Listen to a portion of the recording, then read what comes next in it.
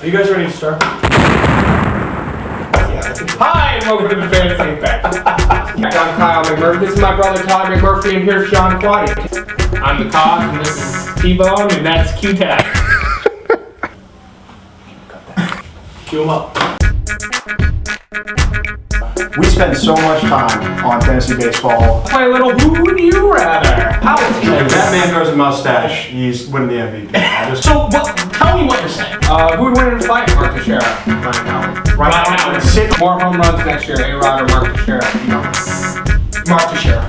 Oh, no. Are you kidding me? Hi, and welcome to the Fantasy Impact version 2.0. I am John Quaddy, and I'm here with the Murphy brothers. They are back again, unfortunately, but that's all we can get right now. So this week we're going to be talking about potential keepers and the guys that really are on the fence and you don't know whether you want to keep them, you don't want to keep them, and we're also going to focus on guys that are really projected to go up and projected to slide back into the pack.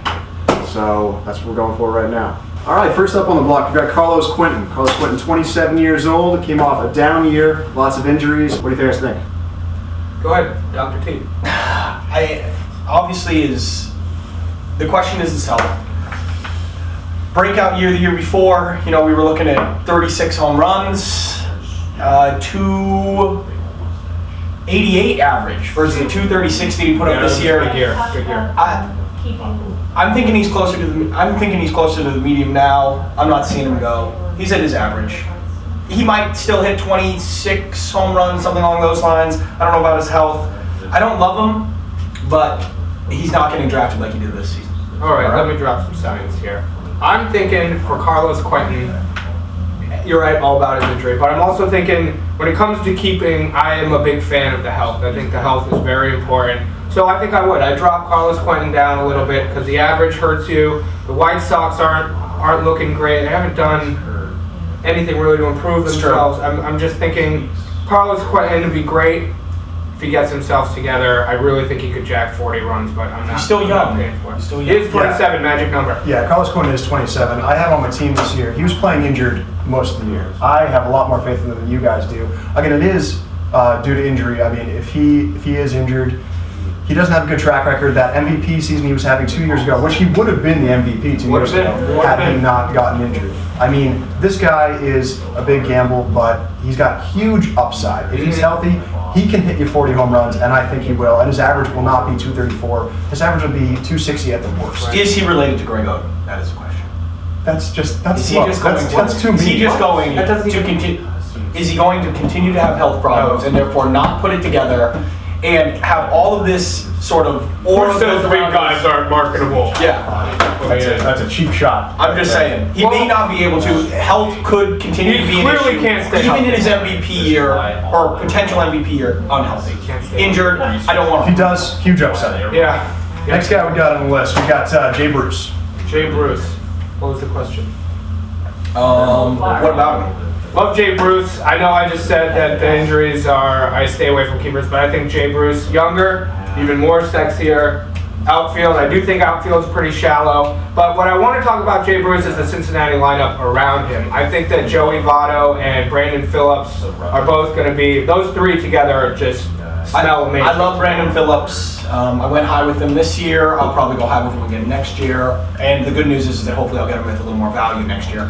But back to Bruce, I do like him. His numbers aren't sexy, I would say. Speaking of that, 101 games, 223 average, 47 runs, 22 home runs, 58 RBI. Yeah, I don't know. I think that he's a classic undervalued guy right now. I think that if you're talking about, if you're talking about keeper, I think if you're playing in the league where the guys know their stuff, hold on to him. If you don't, maybe throw him back, see if you can get him back. Because he's definitely undervalued, and I don't know. I want him on my team, though. I definitely want him on my team, and I think that he hasn't had the opportunity to break out yet. He just hasn't. That first year, he only had 108 games. Last year, only 101. I know that's a pretty good sample size, but with that injury and playing injured, he's going to break out.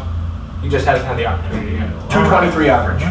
The average could stay low, but I also think it very possible it could go up. He's too good to have. He has a great swing. He has a great swing. Young natural talent. Young natural talent. The average is going to go up. We'll see. But you know you're getting power. You know you're getting power. It's going to get more RBIs. Well, all right. Yeah. We've got ourselves Adam Lind monster season. Can he keep it up, or is he going to regress to 2 years ago? Huge season this year, actually. He was 5th in the AL with 35 home runs, 3rd in the AL with ribbies, 114. And this is in Toronto. I mean, granted, he's surrounded. Who does he have there? He's got Aaron Hill. He's got, what's this? Vernon Wells. And Alex Rios? Alex Rios, yeah. I mean, but to be able to bring in 114 is some pretty big numbers. He was also 4th in slugging with 562. I like Adam Lind. I think he's a keeper. He's ranked 9th overall right now in outfield, which honestly I think is a pretty good number. Outfield's going to be a little shallow this year. So. He's absolutely a keeper. And for having gone undrafted, well, I shouldn't say, an average draft pick last season was 156.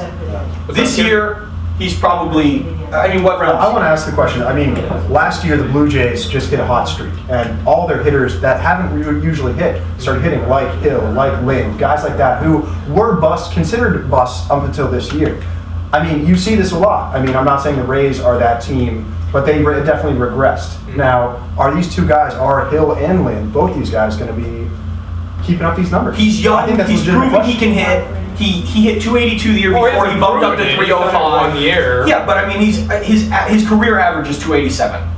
All right, with 27 home runs, 86 runs, 97 ribbies. I mean, he's not stealing any bases, but regardless, even his career numbers are worth keeping. You got to keep Lind. You got to keep Lind. You're crazy if you're not keeping Lind, but I do think tons of upside. I think there is upside. He is, young, and so a lot of good things to like there. Okay. Jason Bartlet. Jason Bartlet kind of came out of nowhere. Had a big year for Jason Bartlet. What do you expect?